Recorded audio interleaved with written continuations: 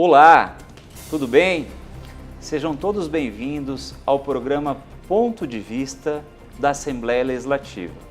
Esse é um programa que será apresentado com uma frequência semanal e ele tem o propósito de expor aspectos dos membros, dos integrantes da Secretaria de Assuntos Legislativos e Jurídicos da Assembleia Legislativa.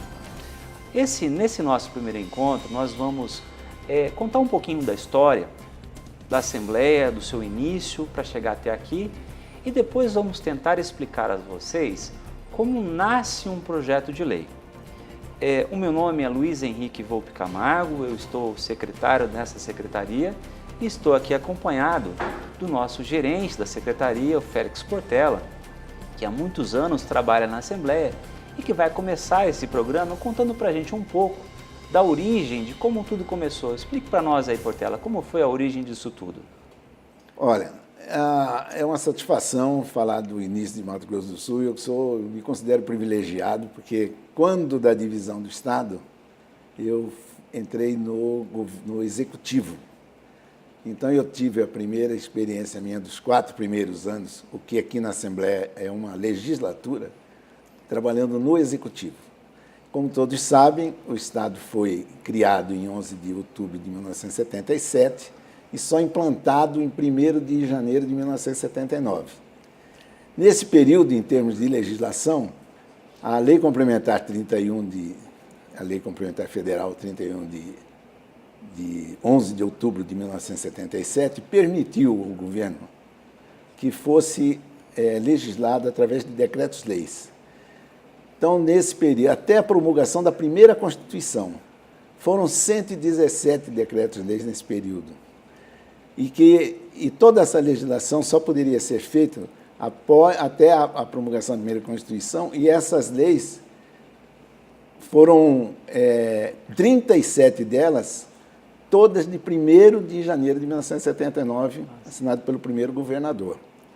Então, daí para cá, foram sendo administradas através dessa legislação, até a promulgação dessa Constituição, e as proposições que tramitam aqui na Casa são projetos de lei, que podem ser ordinárias ou complementares, projeto de emenda constitucional, projeto de decreto legislativo, projeto de resolução, e analisam também aqui os vetos, que vem através de mensagem do governador.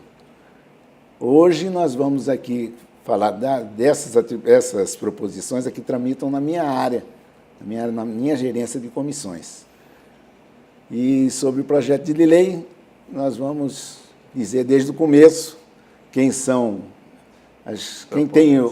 os propositores, quem tem a iniciativa de fazer isso aí, são os deputados.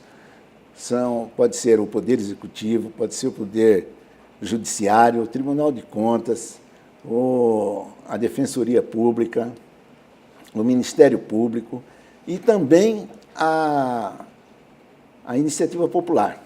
Então, a Iniciativa Popular é que tem um pouquinho mais de detalhes. Me permite, Portela. Então, como os nossos telespectadores estão percebendo, a gente tem um gênero que é chamado proposição, e essa proposição ela pode se dividir em várias espécies, né? Você bem elencou muitas delas. Hoje nós vamos falar só sobre o projeto de lei. E esse projeto de lei, como você bem comentou, ele tem certas iniciativas, e então este é o primeiro aspecto que lá na frente, né, a primeira comissão da Casa, a CCJ, vai avaliar. Se nós temos então uma iniciativa regular, né? Se aquele que propôs, que deu início ao projeto, é alguém que, segundo a nossa Constituição, pode fazê-lo, tem atribuição de fazê-lo. Né? Mas aí qual é o segundo aspecto, então, que a CCJ avalia? Tem a questão da chamada competência para legislar, né? Explica um pouco para a gente sobre isso. Bom, o primeiro período dela é um período que nós chamamos aqui de pauta, ou seja, um período de espera, um período de que os deputados tenham conhecimento da matéria e que ela fica à disposição lá na nossa comissão, aguardando que receber emendas, se for o caso, onde todos os parlamentares tomam conhecimento da sua profundidade. Esse é um período de pauta. Vencida essa pauta, essa matéria é levada à Comissão de Constituição, Justiça e Redação, para onde vão todas as matérias que entrarem no Poder Legislativo. Essa comissão analisa a constitucionalidade, a legalidade, a técnica legislativa e a redação. E aí é que é julgada se partiu da onde deveria ter partido, se o autor, a iniciativa do projeto está correta, para ele poder dar prosseguimento. Caso contrário, o regimento interno já permite que a própria Comissão de Constituição e Justiça, se der um parecer contrário por unanimidade, essa matéria dali já vai ao arquivo. Mas você já comentou um assunto interessante, né? Em termos terminológicos, a expressão pauta aqui na Assembleia Legislativa ela tem um sentido diferente daquele que comumente é utilizado no Poder Judiciário. Quando no Poder Judiciário um processo está em pauta, quer dizer que ele foi incluído para ser julgado. Enquanto que é ordem do dia. Enquanto que aqui um projeto ele será apreciado quando ele é incluído na ordem do dia. Né? Enquanto que um projeto estar em pauta, como você bem colocou, é um período em que ele fica aguardando o oferecimento de emendas. Então, o projeto é apresentado pelo seu proponente, por um tempo equivalente a 3 sessões, é possível o oferecimento de emendas. 3 sessões se for uma matéria ordinária. Determinadas matérias podem ser 5 sessões, emenda constitucional, projeto de mudança de regimento, de estatuto, são 10 sessões, a lei orçamentária são 10 sessões, né? A lei de diretrizes orçamentárias, são determinadas matérias têm uma pauta diferente. Bom, aí, passado esse período de pauta, ele vai à CCJ, o presidente vai designar um relator. E ao relator cabe elaborar um relatório onde ele vai avaliar diversos aspectos. O primeiro é esse da iniciativa. Superada a iniciativa, aí vem-se a um tema que a Assembleia pode legislar, que é a chamada competência para legislar, né? Certo. Quais são exemplos assim de uma situação que você verificou em que a Assembleia tinha até uma boa ideia, mas não pôde ir adiante porque a CCJ reconheceu a falta de competência, de atribuição constitucional para julgar o projeto? Olha, um projeto, por exemplo, que trate de assunto penal, não é atribuição do Legislativo.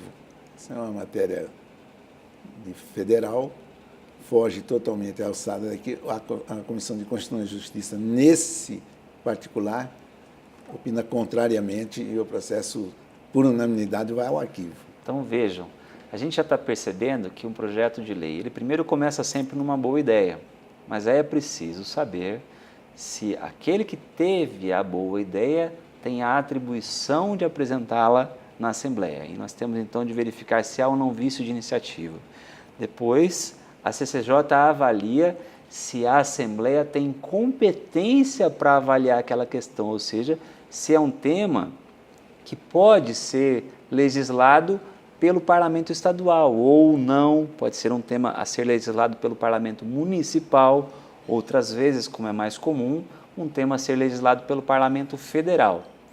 Aí nós temos um terceiro aspecto que é apreciado ainda nessa etapa inicial, que diz respeito ao ineditismo, né? Que é a necessidade de um projeto trazer uma nova ideia sobre um tema que ainda não foi legislado. Eu não sei se você lembra, Portela, de algum exemplo em que houve a apresentação de um projeto em que se repetia uma ideia que já estava numa lei. E aí, então, que a CCJ acabou por brecar. Talvez a gente possa se recordar recentemente da tentativa de atribuição de um dia comemorativo, né? Sem a necessidade da gente mencionar esse dia específico, mas não sei se você se recorda, se queria atribuir uma data a uma celebração e essa celebração já era objeto de uma outra lei estadual. Isso já ocorreu, a Comissão de Constituição e Justiça já se manifestou. Quando isso aconteceu, é oportuna essa colocação do senhor, porque anteriormente não havia no setor ali da nossa secretaria esse setor que subsidiava o deputado com essas informações. E agora, com esse dispositivo, nós temos os servidores que fazem essa busca, já subsidiaram o deputado, o relator da matéria, que identificou que esse dia já era objeto de uma outra legislação bem anterior e, consequentemente, levou a um parecer contrário. E que também foi bem aceito pelo autor, diga-se de passagem. Legal. Bom, então aí a gente já vai passar para um outro tema que a CCJ também avalia. Todos esses, como nós podemos ver, são aspectos formais de uma proposição legislativa. Tem um aspecto que é bem interessante, que é a chamada coercitibilidade. Quando o projeto ele se dispõe a impor uma regra de conduta ou a trazer uma proibição a uma determinada conduta, ele tem de trazer sempre uma consequência. Então, olha, você precisa fazer isso, mas se não fizer, acontece aquilo. Ou você não pode fazer isso, mas se fizer, acontece aquilo.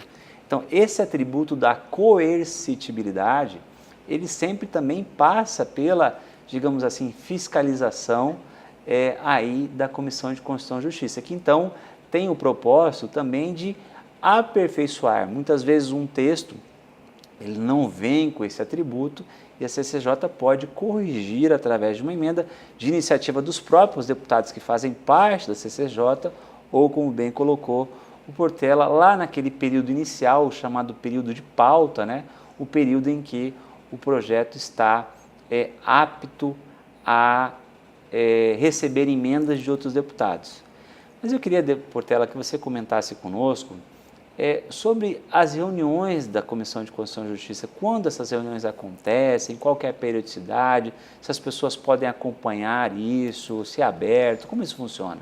A Comissão de Constituição, Justiça e Redação reúne ordinariamente todas as quartas-feiras, 8 horas da manhã, no plenarinho deputado Nelito Câmara, aqui na sede do Palácio Guaicurus. É aberto a qualquer cidadão que queira assistir pessoalmente, mas é transmitido também por todos os canais de mídia da Assembleia. Ela é de ampla divulgação e é a comissão que está par e passo com a população, porque todo e qualquer assunto que entrar na casa é de conhecimento de qualquer cidadão brasileiro. É uma comissão muito importante, talvez a mais importante da casa, né? Porque, diferentemente das outras comissões temáticas, que quem sabe isso vai ser tema de um outro programa, para a gente falar das outras tantas comissões que a casa tem, mas as demais comissões de mérito, nem todas avaliam, ou melhor, poucas delas avaliam alguns projetos. Então, do momento subsequente à aprovação na CCJ e à aprovação no plenário, é que aí há uma atribuição a comissões específicas a depender do tema objeto do projeto. Mas então a CCJ é a comissão mais importante da casa nessa perspectiva de que ela avalia 100% dos projetos. E essa reunião então acontece nas quartas-feiras. Mas e como que se dá a deliberação na CCJ, Portela? Explica, ela é por maioria, por unanimidade, qual a composição em termos numéricos? Como que se dá isso para que as pessoas possam saber? As matérias vencidas, cujas pautas foram vencidas, elas são relacionadas e essas reuniões ordinárias da CCJ, elas são compostas de 3 partes. A primeira parte é a leitura da ata da reunião anterior. A segunda parte é a distribuição das matérias, onde o presidente da comissão distribui, o atual presidente distribui na ordem. Eles estão, por ordem de entrada, ele sempre tem uma colocação de distribuir aos deputados sequencialmente. E na terceira parte, a devolução das matérias que eles receberam ou na sessão anterior ou nas anteriores, porque muitas vezes eles pedem dilação de prazo para relatar uma determinada matéria. Então, nessa reunião, nós temos a leitura da ata, a distribuição e a devolução das matérias. Na devolução das matérias, cada relator expõe o seu parecer e submete aos outros 4 membros, a comissão são formada de 5 membros, né, titulares e 5 suplentes, na ausência de algum titular ou suplente supra essa vaga, e o relator expõe o seu parecer e colhe o voto dos demais membros. O presidente colhe os votos dos demais e o resultado pode ser um parecer favorável por unanimidade, pode ser um parecer contrário por unanimidade, ou pode ser um parecer favorável ou contrário por maioria, quando não tem a totalidade dos votos, ou 4-1, ou 3-2. É um resultado que pode acontecer no resultado da votação. E nessa perspectiva desse debate também existe a possibilidade do oferecimento de pedido de vista, né? Quando um deputado, o relator apresenta o seu voto e um determinado deputado quer um tempo a mais para estudar a matéria, ele pode pedir que essa chamada vista, para que na sessão subsequente o projeto seja devolvido, e daí com o voto complementar, que pode ser na mesma linha do voto do relator, ou pode ser um voto contrário, sempre na perspectiva de um debate democrático para o aperfeiçoamento do projeto e para a discussão de ideias, né? É lícito ao qualquer membro pedir vista do processo, que geralmente, quando ele pede vista, ele oferece um voto em separado, que pode até concordar com o relator, mas, via de regra, um voto em separado dele contraria o relator. Então, ele, como revisor, disputa o voto dos demais membros que não votaram. Então, por isso, o resultado de um parecer, por exemplo, favorável do relator e um parecer contrário do revisor.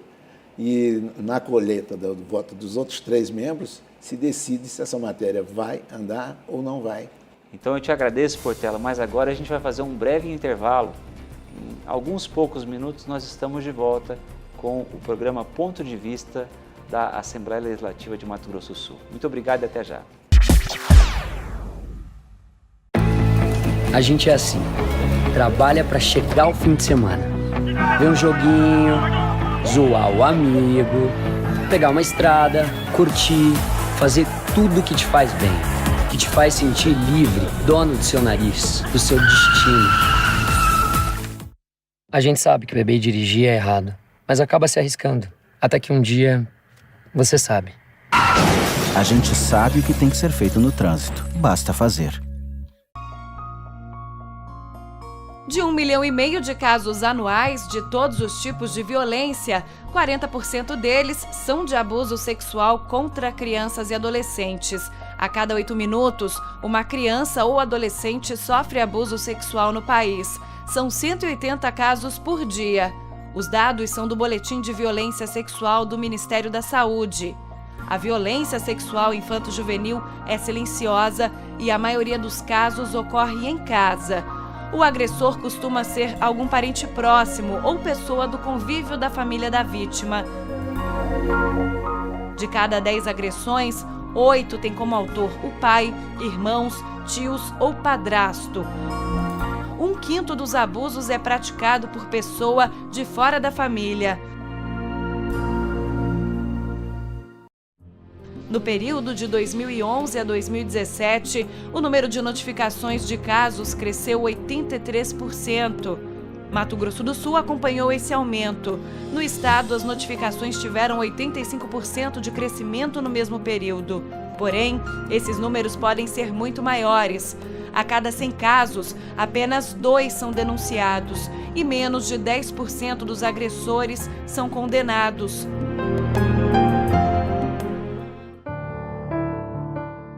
A violência sexual vem acompanhada de outras violações de direitos, agressões, humilhações e negligência.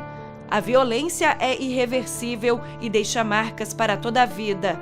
É preciso estar atento aos sinais, alterações de comportamento, de fala, sexualidade exacerbada para idade, vestígios de sangue em roupas íntimas, mudança na frequência de idas ao banheiro, podem ser sinais de abuso.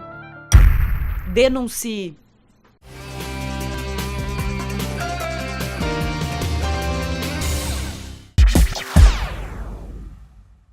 Olá! Estamos de volta com esse segundo bloco do nosso programa Ponto de Vista. É um programa, como anunciei na primeira parte, da Secretaria de Assuntos Legislativos da Assembleia Legislativa e tem como propósito, semanalmente, a gente debater aspectos da tramitação de projetos na casa ou, certas vezes, debateremos aqui até mesmo o conteúdo de alguns projetos. É um programa bem interessante e nesse nosso primeiro debate, estamos aqui eu e o Portela, falando um pouco sobre como nasce um projeto de lei. No bloco anterior, comentávamos sobre o processo de votação na primeira etapa do projeto que se dá perante a Comissão de Constituição e Justiça e Redação da Casa. E o Portela estava comentando conosco sobre a possibilidade do oferecimento de votos contrários na comissão. Então, o voto do relator num determinado sentido, o voto de outro dos membros da comissão em sentido contrário. E eu queria saber, Portela, como que esses votos são documentados? Assim, cada um tem de fazer o seu voto em separado? Como que se dá isso? Via de regra, o parecer do relator é que recebe o voto de cada deputado que concordar com o relator, assina embaixo. Por isso, a ata dessa reunião, que é publicada também no Diário Oficial, do dia seguinte da reunião, após que ela foi aprovada, ela traz o resultado da votação com as assinaturas dos membros no parecer do relator.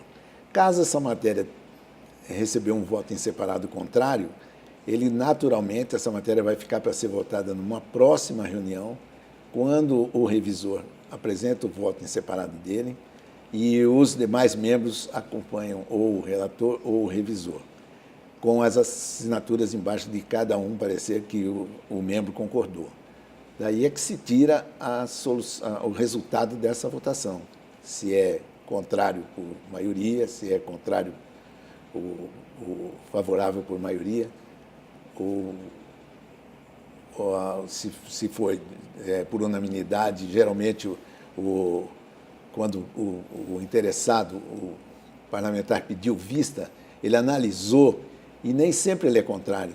Ele pode ser que durante o período que ele ficou com a matéria, ele se convenceu de que o relator estava com a razão e ele vota com o relator, ou contrariamente, ou favoravelmente. Por isso que o parecer pode chegar à votação em 2 sessões ou em 3 sessões reuniões da CCJR, não necessariamente na mesma reunião. Mas, como as reuniões são ordinárias, e toda semana nós temos um fluxo de matéria, como todas as matérias que entram, seja qualquer assunto no mérito, todas elas passam pela CCJ, essa tramitação é via as assinaturas ou os votos em separado devidamente assinados por cada um. Essa é uma comissão realmente que tem muito trabalho, né? Com certeza. Acho que até esse momento já são mais de 250 projetos que foram apresentados e todos esses projetos recebem um parecer dessa Comissão de Constituição e Justiça. Mas esses pareceres, eles são disponibilizados aonde? O cidadão, se ele quiser ter conhecimento do processo legislativo, como veio um projeto de lei, como ele foi tratado na CCJR, quem votou no sentido e quem divergiu, onde que ele pode ter? Isso é aberto ao público? Como isso se dá?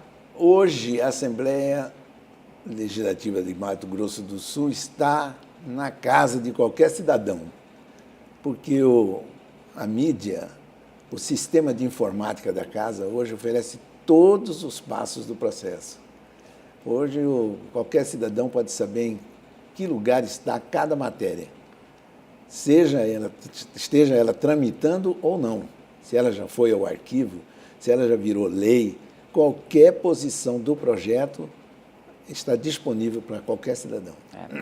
E, assim, quase a gente se aproximando do final desse nosso programa, eu queria comentar um pouquinho sobre uma outra tarefa que cabe à CCJR, ainda nessa etapa inicial, que diz respeito à observância da Lei Complementar 95. Essa Lei Complementar, aquela federal, que, para quem ainda não conhece, é uma chamada Lei de Fazer Leis, né? A Lei Complementar 95, ela traz diretrizes que devem ser elaboradas por ocasião de qualquer Assembleia Legislativa, da Câmara dos Deputados, do Senado Federal ou de qualquer Câmara dos Vereadores, né, como deve ser elaborado um projeto de lei. E ela traz questões lá, requisitos muito interessantes, Portela, que o texto ele tem que ser redigido com clareza, com precisão, com objetividade, porque redigir um texto legal é diferente de fazer uma redação, né?